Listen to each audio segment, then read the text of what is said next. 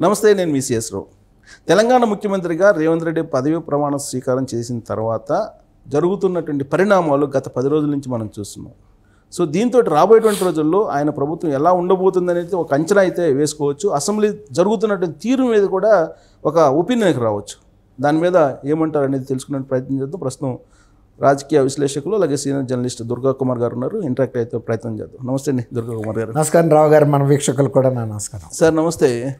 అన్నం మొత్తం ఉడికిందా లేదనేది ఒక జస్ట్ ఏదో మెతుకు చూస్తే చాలు అంటారు. అవును. సో 10 days అయింది రేవంత్ రెడ్డి ముఖ్యమంత్రి అయ్యి.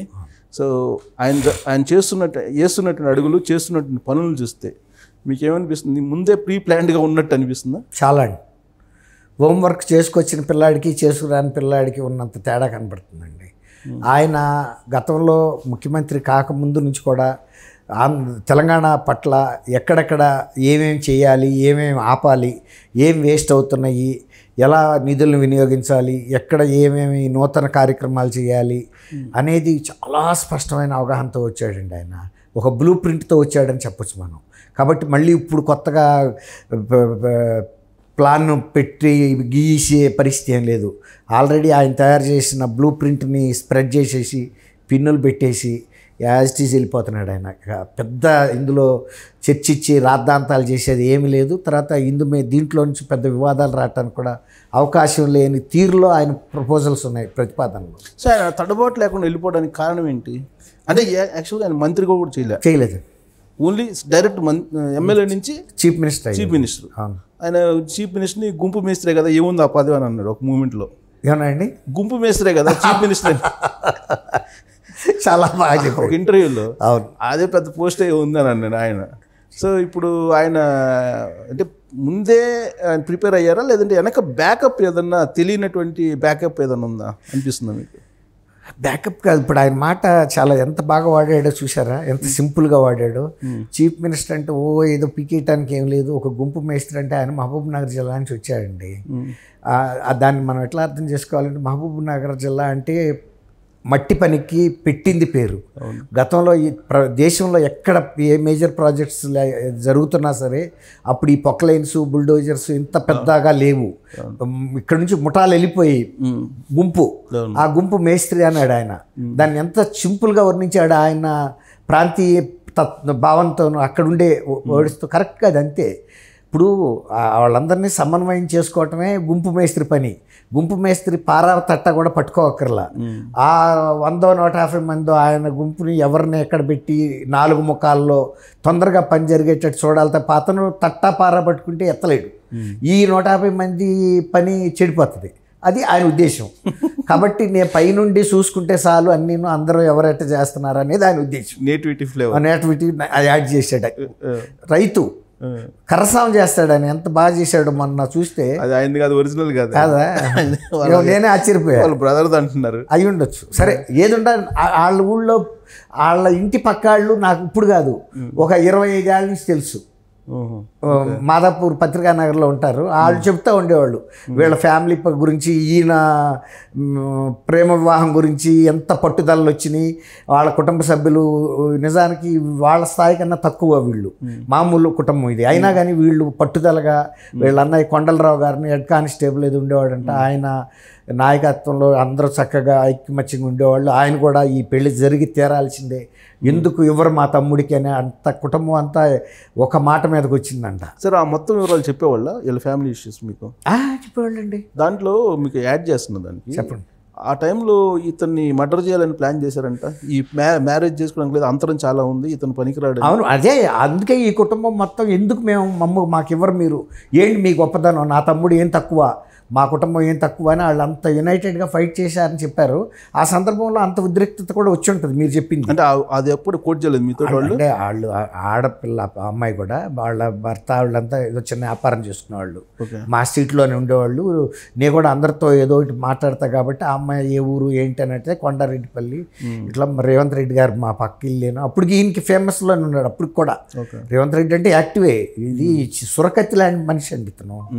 ఎక్కడుండ పచ్చల పచ్చల ఇది ఉంటుంది చూసారు, హ్యాండిల్ ఉండే దాన్ని ఏమంటారు పచ్చల. ఫస్ట్ నుంచి డిసిప్లిన్ ప్లస్ ఒక లక్ష్యంతో వచ్చాడు, తర్వాత స్ట్రైట్ ఫార్వర్డ్ వెళ్తాడు, చిన్న స్థాయి నుంచి వచ్చిన తర్వాత రెండోది ఏంటంటే ఎవరిని చూసి వంగటము లేదా తక్కువ వాడి మీద రైజ్ అవ్వటం అనేది లేదు. తనంటూ ఒక మానవతా విలువలతో ఎవరికి హెల్ప్ చేయాలో ఎవరిని ఎదుర్కోవాలో తెలుసు, ఆయనకి స్పష్టత ఉంది. ఎవరికి మనం ఆదరించాలి, ఎవరు ధిక్కారం చేస్తే వాడిని ఏం చేయాలనేది అవగాహన ఉంది. అయితే అది సరే పక్కన పెట్టండి, కిడ్నాప్ చేయాలనో లేదా మర్డర్ చేయాలనో ఏదో అప్పుడు ఈ ప్రేమ వివాహాన్ని కట్ చేయాలని ప్రయత్నం చేశారని అది తెలుసు.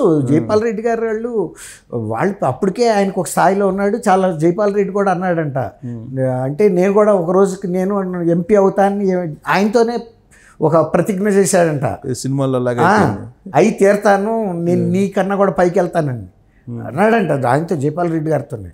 అవి కూడా జరిగినాయి. ఆయనేమి జైపాల్ రెడ్డి గారితో తగ్గింది ఏం లేదు. వాళ్ళకి ఎంత హోదా ఉన్నా, జైపాల్ రెడ్డి గారు ఎంత మేధావైనా, మంచి మాటకారి ఆయన కూడా, అయినా కూడా ఈయన సవాల్ చేశాడండి. సో ఈ 10 days నుంచి సార్ మీకు నచ్చినటువంటి స్టెప్ ఏంటి రేవంత్ రెడ్డిది నిర్ణయం? అసలు ఏది నచ్చలేదని అడిగితే చెప్పొచ్చాము, కానీ ఏది నచ్చిందంటే కూడా నేను 100% అన్నిటికన్నీ నేను ఒప్పుకుంటాను. అంటే ఒక సీనియర్ జర్నలిస్ట్గా పర్ఫెక్ట్ నిర్ణయం తీసుకున్నారు ఇది అని అనిపించినటువంటి ఏంటి? అంటే ప్రోటెం స్పీకర్ ఎంపిక, లేదంటే అసెంబ్లీ నిర్వహిస్తున్నటువంటి తీరా, లేదంటే స్టార్టింగ్లోనే ఆయన అమలుకి సంతకాలు పెట్టడమా, ఏది? అది నేను చెప్పా కదండి. ఇప్పుడు ఆయన చేసింది ఏది కూడా ఆక్షేపణ కలిగిన పని ఇప్పుడు రాక అయితే చేయలేదు. అన్నీ కూడా ఒకదానికి మించిన నిర్ణయం ఒకటిగానే వెళ్తున్నాడు. తర్వాత అసెంబ్లీ నిర్వహిస్తున్న తీరు కానీ, తర్వాత ఇతర మినిస్టర్స్ని ఎంపిక చేసుకున్న అది అధిష్టానం చేసిన వాళ్ళతో ఈయన ప్రొసీడ్ అవుతున్న తీరు కూడా చాలా గౌరవంగా ఉంది. వాళ్ళ వ్యక్తిత్వం వాళ్ళకు ఉండేటట్టుగా, వాళ్ళ స్వేచ్ఛ వాళ్ళకు ఉండేటట్టుగా. ముఖ్యమంత్రి ఆయన అన్నాడు చూసారా, గుంపు మేస్త్రి అని, అట్లా ఆయన స్థాయిలో మాట్లాడాల్సింది ఆయన మాట్లాడుతున్నాడు. కానీ మంత్రులు మాట్లాడాల్సిన విషయాల్లోనూ, మంత్రులు ఆలోచించాల్సిన విషయాల్లోనూ ఆయన దూరటల్లా. ఆయన తీసుకున్న స్టెప్స్ సినిమాటిక్గా అనిపించట్లేదు మీకు? సినిమాటిక్ అంటే ఆ గతంలో ఒక ఏకపక్షంగా జరిగిపోయినాయి, దాని మీద పెద్ద చర్చ లేదండి. ఇప్పుడు నిన్నటికి నిన్న మెట్రో అండి, మెట్రో చాలా ఇంపార్టెంట్ పథకం, చాలా 6,250 కోట్ల రూపాయలది. అంతకుముందు టీఆర్ఎస్ ప్రభుత్వం దాని మీద సరైన ఎక్సర్సైజ్ చేయలేదని కూడా మనం చెప్పలేము.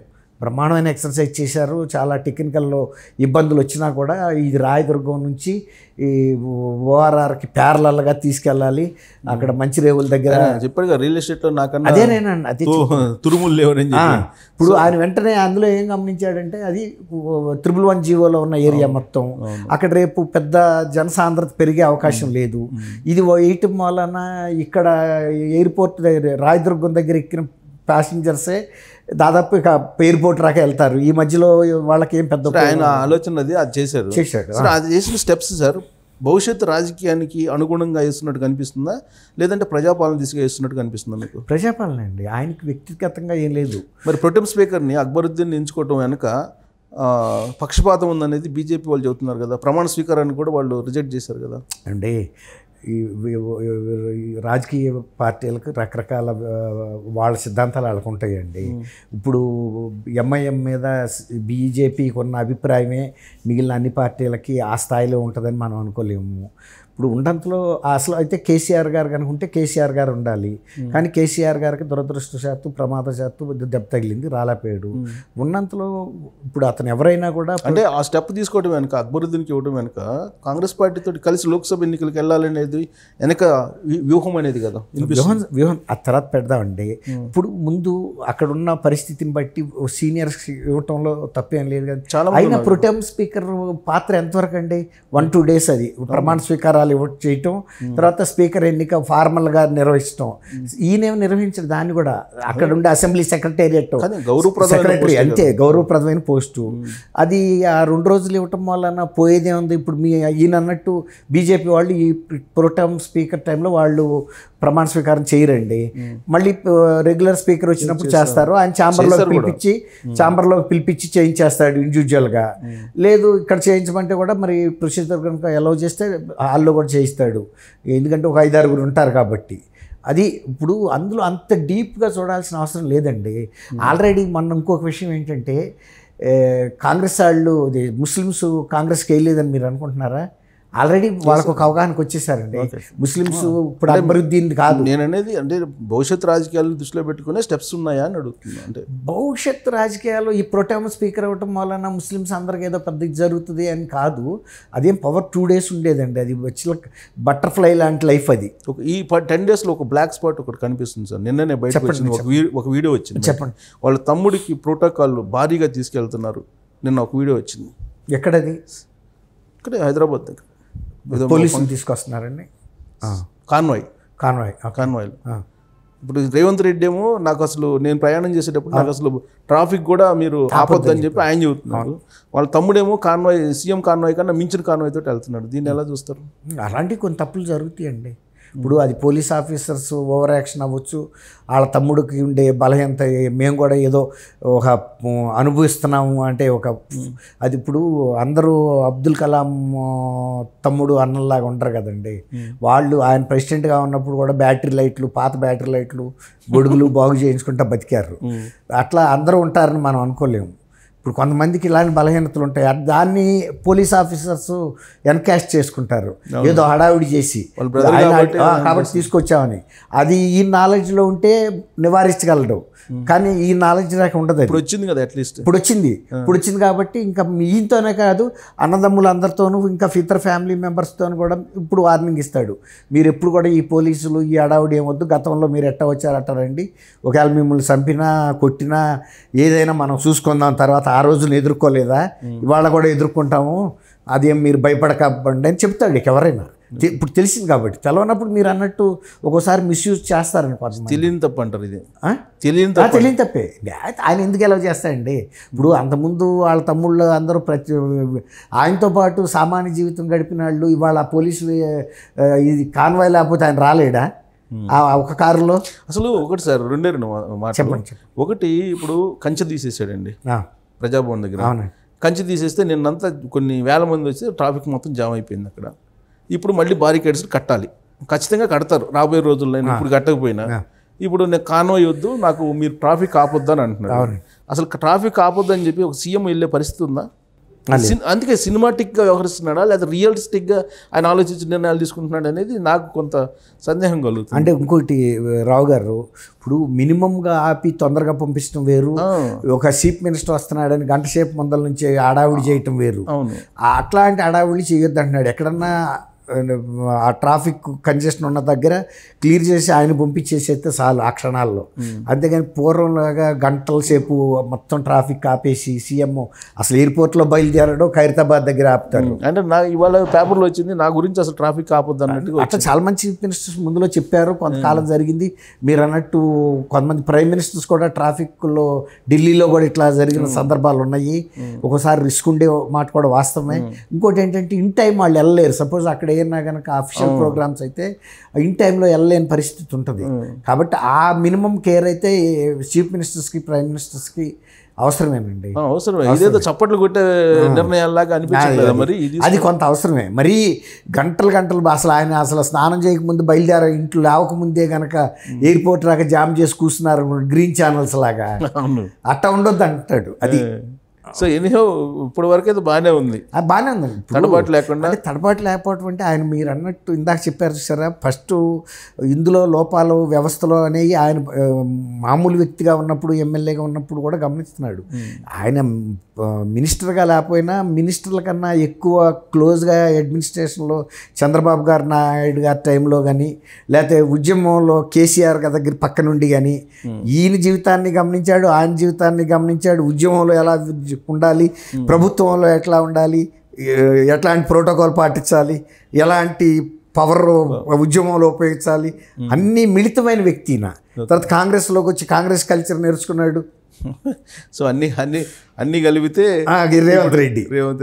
లేకపోతే మామూలుగా అయితే ఎంతోమంది పిసిసి ప్రెసిడెంట్లు పెడితే గుద్దినప్పుడల్లా ఈ ఇంజిన్ పగిలిపోయి బయటకు వెళ్ళిపోవడమే, కానీ ఆ కార్యం శక్తి చెదరలేకపోయింది.